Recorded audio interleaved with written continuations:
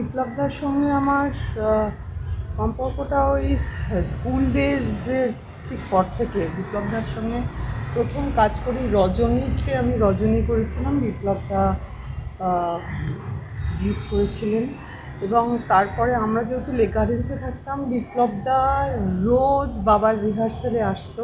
মানে বিপ্লবদার সঙ্গে আমার সম্পর্ক 3 জেনারেশনের, বাবার বন্ধু, আমার বন্ধু, আমার ছেলের বন্ধু। এবং আমি বোধহয় বিপ্লবদার সঙ্গে যে কাজটা বিপ্লবদা শেষ করেছে, সেই কাজটা লম্বা, হয়তো তোমারই জন্য ওটা আমি বিপ্লবদার সঙ্গে করেছি। এবং বিপ্লবদা এমন একজন মানুষ যে কত রকম গল্প, আমার বাবার সম্পর্কে গল্প, পুরনো মানে সাবিত্রী চট্টোপাধ্যায় সম্পর্কে গল্প, উত্তম কুমারের সম্পর্কে অজস্র গল্প, উৎপল দত্তর সম্পর্কে গল্প, শম্ভু মিত্রর গল্প। মানে এমন একটা উইজডম,